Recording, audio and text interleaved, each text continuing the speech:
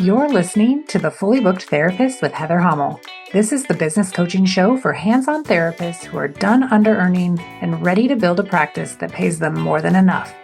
Real conversations, real results, your real life. Let's get into it.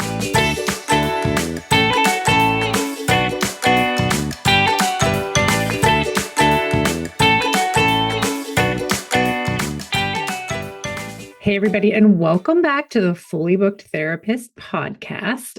I am super excited to have one of my coaches on the program. This is my coach, Alyssa. She is an astrology coach. I don't know if she would call herself that, so I'm going to let her introduce herself. That's how I refer to her. What would you say about yourself? Yes. Yeah. Thank you so much for having me, Heather. I am honored to be here. It's such a joy to coach you. So I do say that I'm an astrology coach, sometimes a mindset coach, but I feel like astrology is really easy to grab. And so I kind of help entrepreneurs get out of their own way, make more money using astrology, essentially. So that's like in the simplest terms. Love it. I met you through my friend, Gina Knox. You came with high recommendations. And so I think I booked a natal reading with you the first time and figured out I love astrology, but I was one of those kids that grew up reading the newspaper and I would like read the astrological like little blurb. The horoscope. Yeah. The horoscope, right? Is the horoscope and astrology the same thing? So the horoscope uses astrology. So yeah, they're similar. I mean, you can't have a horoscope without astrology, essentially. Okay. So that would be like my extent of the knowledge. Like I would really love that, or I would love to get like Vogue, or was it like 17 magazine, and they would have the little horoscopes in there too. I would love that stuff. So anyway. I'm very similar though. That's really in my earliest memories of astrology as well, was like getting a 17 magazine, which was like, again, I was way too young to be reading 17, but I felt so excited. And so I would, get the magazine and it would be like 3 sentences per sign, right? Like it would be like, Aquarius, you're quirky and you're a misfit and you wear cool shoes. And then I would just like cling to it for months, right? Until I got my next issue. So totally get that. So funny. So funny. I wonder, like, are those magazines even still in print? Like, do people read those anymore? I haven't seen a 17 magazine in years. I know like Marie Claire and Vogue are. Yeah. I know Oprah, like Chani Nichols, who's a really famous astrologer. She like does a segment for Oprah's magazine. So it's getting more mainstream, I feel like, and people are understanding that there's more than just your sun sign. Because like you said, back in the day, we would just be reading for our sun sign. The little newspaper horoscope would just be your sun sign. And so now people are understanding that, it's more nuanced, because I also have met a lot of people that were like, I don't mesh with my sun sign. Like, I don't feel like that's accurate for me. And a lot of times it's because they have a bunch of other planets in another sign, or they have a really strong planet somewhere else. And so it makes a lot of sense when you start to see the whole chart instead of just the sun. Yeah. So you've done a natal reading for me, and then you did like what's the other reading you do? What is it called? It's like a year in business? Year ahead reading. A year ahead reading. And that can be like for your life or for your business. Yes. Yeah. So that was very helpful. And then I was like, you know what would it be like if I just did like 6 months of this and talk to you every week about what's going on? And it's been very, very helpful because I've had a lot of changes happen in the last 6 months. I mean, I went from fully identifying as the MFR coach to completely losing, like dropping that and deciding that I was just going to be Heather Hommel going forward. I was going to start helping all hands-on therapists. And that was like a big moment for me because I identified so strongly with the MFR community and as the MFR coach for the last 6 years. Yeah. And so having the support and kind of seeing that like that was actually playing out in my chart in real time was kind of reassuring. And also like for people that are like, what in the world? Like you just have, it's fine. Everything is fine. It's going good. Yes. Yeah. And it's a little bit trippy too, because like you said, you came to me and you didn't have much astrology knowledge at all, right? And so I knew that I had to make sure that it was in layperson's terms. And I remember, I think the thing that really said, okay, that made you say like, I want more of this was when I said, you're going to be composting some important relationships. You're going to be letting things go. You're going to be like, there's essentially a I didn't call it a rebrand, but I think I did say there's some identity shifts that are coming in the future. Yeah. I And was like, then, oh, we're here. yeah, So funny. Yeah, that was helpful for me when I heard. I think sometimes it's just being in the right place at the right time, hearing the thing that you need to hear that's going to help you keep going forward. And that idea of like composting relationships and that made it not seem so like icky or heavy. It made it seem very like healthy and nutritious for my mhm, business. It was just like, oh, some of these relationships are going to leave, but like there's going to be like nutrients in the soil that are going to help with a rebirth or regrowth or growing stronger, like all of that stuff. And I really like held on to that. And I was like, yes, this actually feels really, really good to help me move forward. And I was able to move forward very, very quickly and not have a lot of like debris field or a lot of like unprocessed trauma or any of that like really holding me back. So that was really yeah, good. I love that. Yeah. And it's, to me, that's one of the best parts of the work that I do is showing people that you're actually on the right track, that the discomfort or the frustration or irritation, whatever you're feeling, that's not always a sign that you're doing it wrong. A lot of times that's kind of the sentiment that people leave the reading with is like, oh, I'm on the right track. And I help them with the astrology start to put all the pieces together in a way that actually looks like a puzzle, in a way that actually looks like a direction that they want to go in, as opposed to this thing happened over here and that thing happened over there. It feels like an amalgamation of things that you're surviving, as opposed to, oh, this has purpose. And so that's one of my favorite applications of the astrology is like showing you everything that you've been through has purpose and it's building you up to be this style of person, to achieve these things. Yeah. What do you think about it being like a fire horse year or like what are people calling it? Like this is like supposed to be some wild ride that most people are on. Can you talk a little bit about that? Absolutely. Yeah. So the year of the fire horse is actually the Chinese zodiac. Yeah. And so we're kind of borrowing that a bit, but I think that people were really excited about that information because we had kind of come out of 2020 to 2025 was such a slog. It was just like, collectively. There was a lot of things happening. And so to get this energy of fire, which is like our, motivation, it's drive, it's go, go, go. And we had been, so to speak, to use horse analogy, we had been bridled, right? We had been like kind of pinned up and kind of recovering from 2020. A lot of people's businesses were still recovering and things like that. And so I think that people got really excited to know that, oh, this is an action packed year. This is a year that can really push forward some of our momentum. And so, one of the things I like to tell people, because I had to kind of temper expectations, right? It's not going to be like some magical thing that's going to happen this year that isn't possible any other year. The year is happening for you, not necessarily to you. But this is a year that's really going to stress test structures, which you saw right very early in the year. It stress tests some structures that you were working in and they didn't work out. And so if you're having that happen to you where you feel like, okay, I've worked so hard to build this structure and it doesn't feel like it's working or it can handle the weight that I'm putting on it, that's the energy of the year, right? It's like it's also this energy of speed. Like this is a year where success loves speed. So do it when you have the idea, do it fast, do it quick, put it together with duct tape and a prayer. Like that's okay and see what happens, right? So I think that that would be, in a nutshell, this is a really auspicious year to go with that intuition, to go with the things that we associate with fire energy, like, drive and being impulsive and being reactive. This is one of those years where that actually can work in your favor and just moving quickly and not overthinking it. My overthinkers are having a hard time this year, because they're trying to create the perfect try. But this actually isn't a year that rewards the perfect try. It rewards speed and it rewards reps. I love that. Are there any certain signs that are more affected by this than others? That's a great question. I think that we are under this kind of collective energy. So it's affecting all of us. But there are a few things in the sky that are happening that are affecting certain signs more than other signs.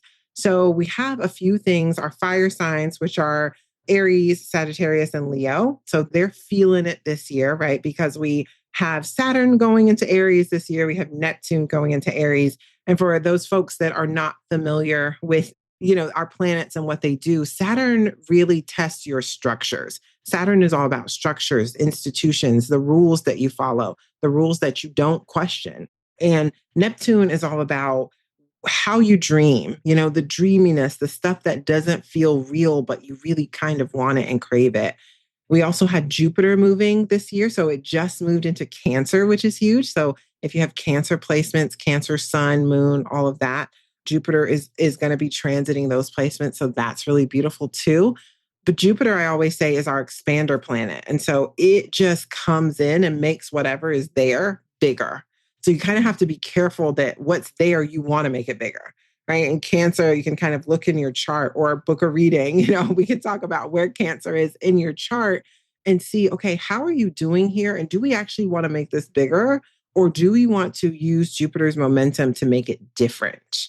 So we've had quite a few, and Uranus moved into Gemini. Uranus is our sudden breakthrough, almost like lightning. Lightning is associated with Uranus. So breakthroughs and changes and pivots. So if you are a Gemini or have Gemini placements, that will be transiting. When I say transiting, I just mean moving over the planets there. So you're going to be feeling that. So we had a lot of movement this year. We also had Pluto move into Aquarius, which I am an Aquarius sun. Pluto is our kind of power, control versus surrender. It's like that energy in that planet. And yeah, there are a lot of Aquariuses that I know we're a little nervous. We're like, I don't know if I want to deal with this. If you have any Capricorn placements, the last like 20 years have been on your Capricorn placement. So Capricorns are like, you guys can have it. So it's been a little bit, it's been okay so far. That's the one that I'm watching. But again, these are things, Pluto is happening for the next like 30 some odd years. Uranus is going to be happening for a while. Saturn moves every 2.5 years and Jupiter moves every year. So it's really like these things are changing all the time. But I think the amalgamation of all of that movement, it spelled change for everybody, if that makes sense. Yeah, it's very exciting. Very exciting. Mm-hmm. What are like 3 basic things you could tell someone who knows nothing about astrology that might like hook them and want them to be curious about learning more? Ooh, I love that so much. Okay. So when I think about astrology and like business and your money, there is a planet, it's called your brand planet, and it will tell you exactly how you need to, like where you are, where you're supposed to market, who you're supposed to market to, how you're supposed to be in business. It really spells that out. You also have an ideal client planet, which is, okay, this is what your ideal clients want. This is who they are. It shows you all of that in your chart. So I would say there are particular places. And I guess the last thing I would say would be, I can also see your money wounds and your money challenges in your chart. And so there's a lot that knowing your astrology can help you avoid. And I always maintain, I think that's one of the first things I told Heather, I'm not a psychic, right? So though I say things and it's like, oh, that did happen, I promise you I would be so filthy stinking rich if I was a psychic. Like I am not a psychic, but I know how to speak the language of astrology. And so there are certain things in your astrology that can really help you in business and in life. But I know a lot of the people that listen to your pod are business folks. So it can really help you in business to avoid a lot of the bumps in the road and also to see where are you kind of soft on the people around you? Where are you a little loose with your boundaries around money? All of these hangups, we can see it, we can speak to it, and we can, start to heal it if there is healing that's needed there. And that's one of the things that I love. And I've kind of lucked up on attracting so many entrepreneurs to me that I've been able to learn this information and be able to see it in the chart and help them in this really specific way. So what's your ideal client planet? Yeah, my ideal, it's funny because I had yours prepped. Tell me mine too, but I mean, like, let's do yours first. Yeah. So yeah, I'll do mine first. Let me pull up my chart. It's so funny. It's almost like, sometimes hairdressers, their hair will be like all over the place and not done because they do everybody else's hair all day. Yeah. It's very similar with astrologers. Like I never look at my chart because I'm always looking at everyone else. You're focused on other people. I'm so focused. Yeah. Okay. So my ideal client planet is Venus, and it Okay. is in my sixth house of Pisces. So what that tells me is that my people want to know that there is a way for them to create structures that still feel free, to create ways to make money and do all of these like day to day things that help them to achieve their goals, but in a way that doesn't suck the life out of them, essentially. And so that's a plain way to say it. But, let's say, and the house in this part is really important. So let's say my ideal client person was in my ideal client planet was in the second house, right? That would mean that their money, like pricing, receiving, confidence, resources, that kind of stuff is what's bothering them. They feel like, I don't know how to make money. I don't know how to do this in a way because I'm not confident yet. Those types of things. So it's really based on the house. I can give you a whole laundry list of things that you can help people do or that your people want your help doing, That's essentially. great. Because then you can have like client awareness about it when you know. Exactly. Yeah. Exactly. So, Tell us mine. okay. Give me just a second. Let me pull up your chart. Because you're going to get to know all my astrology. Yeah. Then you guys will be like, oh, that makes sense. Oh, yeah. Okay. Do we need to tell them anything else about me, like background wise? Does it matter? I can tell them a little bit. Yeah. Okay. All right. So Heather's brand planet, or kind of what she's in business to be known for, is the moon in the fourth house. So essentially, this is the archetype of what's called a root worker. So this was taught to me by one of my astrology teachers, but she is a root worker. So that means that she gets to the root of the problem. So you may come to Heather and say, my people won't pay my price, right? She's not going to focus on, oh, some people would say, you need more marketing, you need this, you need that, like expand your market, do all these things, do all these surface level things. She's going to come in and say, what would you say there? Well, I would say, what are your thoughts about your price? Right? Mm-hmm. Yes. We would start there. Yeah. Yes. And so she's coming to the root. And so sometimes, especially when people, because our society really rewards these surface level issues. And so when they meet someone like you or they're coached by someone like you, it can feel like, what does that have to do with anything? But you're getting to the root. You're literally gifted. Your chart says, you're gifted at getting to the root of the issue. You heard it here first. And then your ideal client planet is, Saturn, and that's in your 11th house.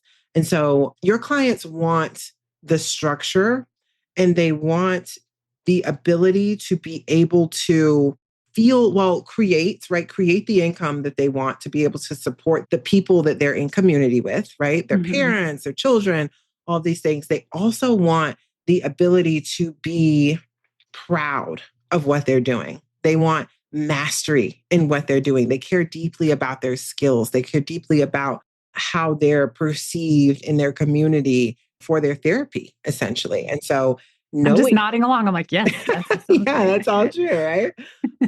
And they can also be very particular because your Saturn is in Virgo. So that tells me that they can be very particular and sometimes hung up and thinking that the way that they're doing it is the way it has to be done. Yeah. And so one of the things that you kind of struggle with is untying those knots in their brain of, hey, you've been doing it this way. It's obviously not working. Let's try something else. They're very protective of their process. Sure. Sure. And so that's something that, again, now Heather knows that, and she can use that in her branding, in her marketing, as she's talking with clients and doing sales calls and that type of thing, that, oh, when I come upon someone that's very protective of that doesn't mean that they don't want my help. That actually means that they're the exact type of person I should be looking for because they're attached to doing it the wrong way.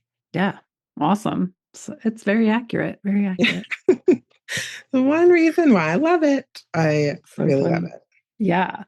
So why do you think people would consider getting a reading like this? What do they need to have going on before they consider this? Or is this just something like people should be doing? Like, how often do they do this? Why do they consider doing it?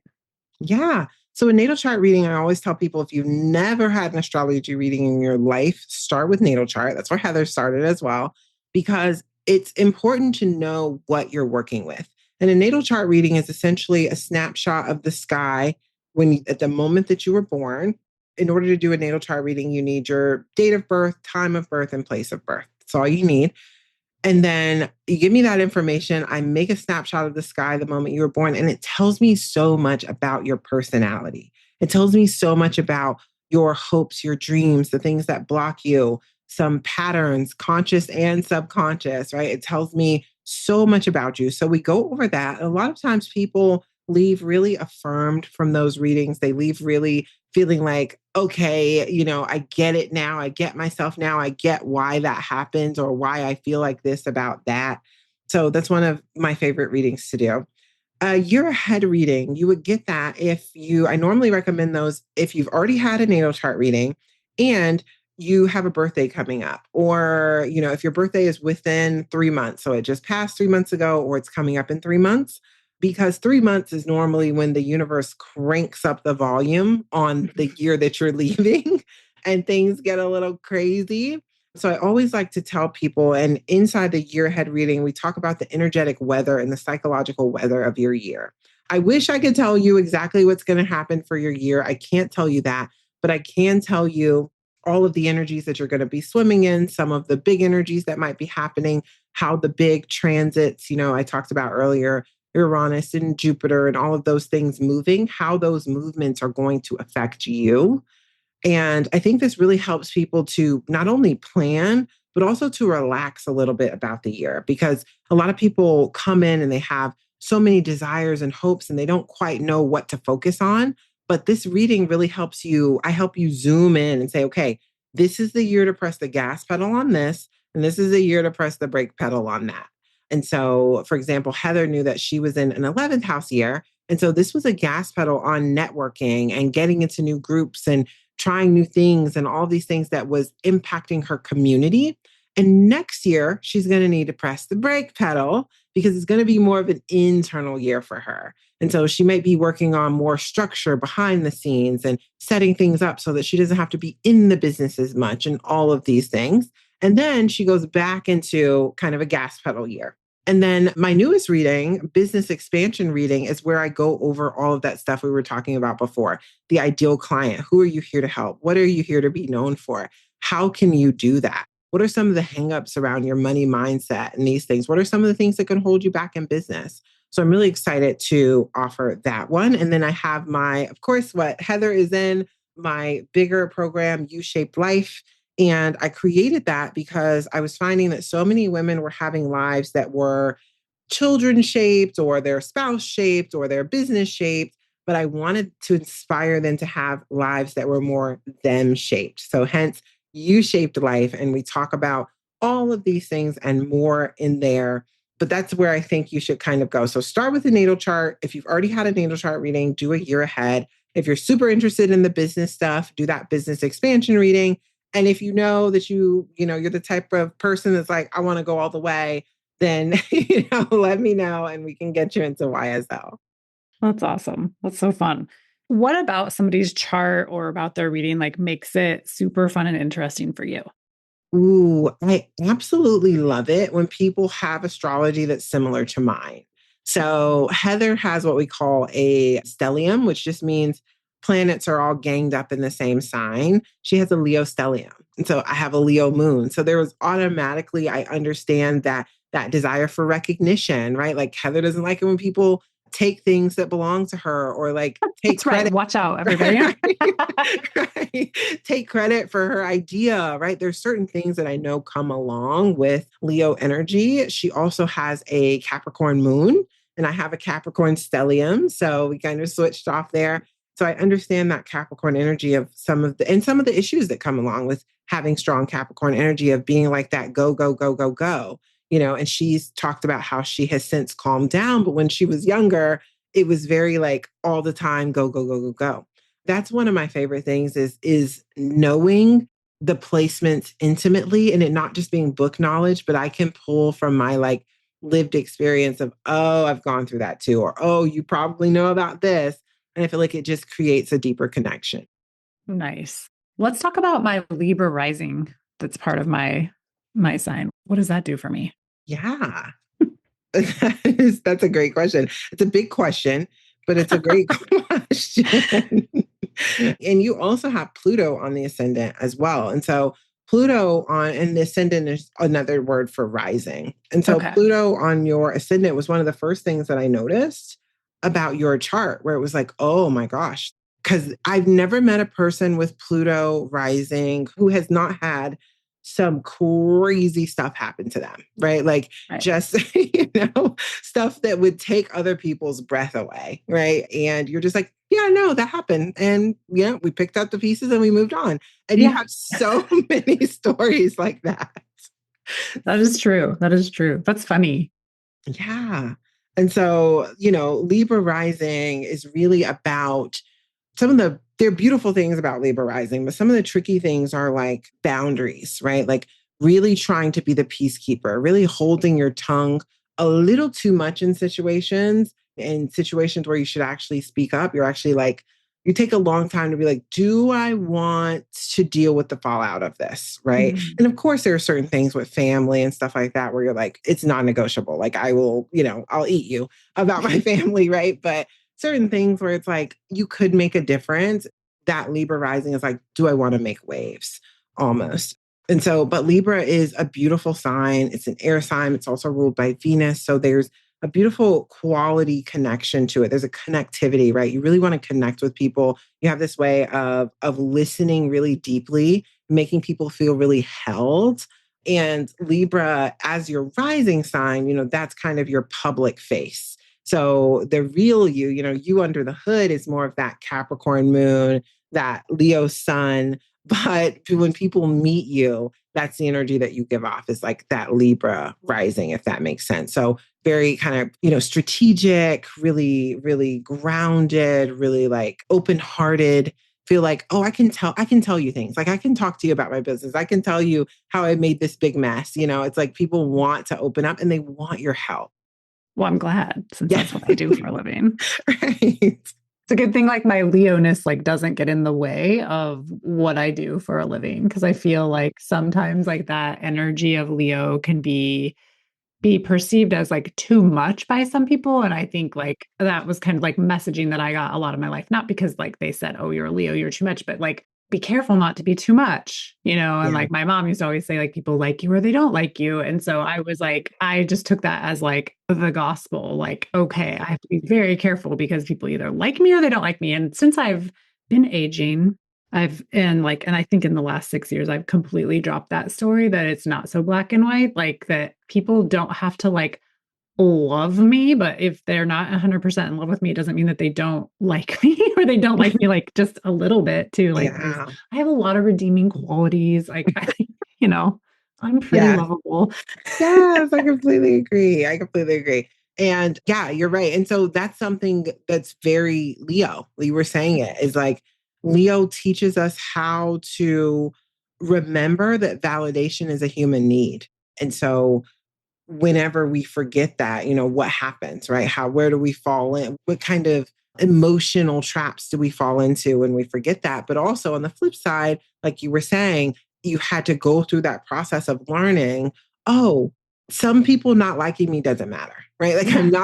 I'm not gonna be able to make everyone like me. And so it's almost the energy of like standing, you finish your play or you finish your song and you're on stage and you're waiting for the applause and you're trying to wait until everybody claps instead of being really happy that for the people that you touch kind of deal. So that's a very Leo lesson. I'm Like glad not there. being concerned. It doesn't have to be all encompassing. Yes. Yeah. It's like Yes. looking at those slides and like, this is 5 people, this is 25 people, this is 500 people. And like your brain thinks like if the room doesn't have 500 people in it, that it's not as big of a deal as if there were 25, even though like Mhm. 25 people is like a ton of people. Yeah. Yeah. And it's So like, it's amazing. I'm kind of always like telling, my therapist about this, my clients about how you don't have to have a giant town in order to have success in your business. If everybody in your town came and filled a football field, like even if it's a tiny town, that's like a lot of people. Yeah. It's like a couple hundred people, like that's a lot of people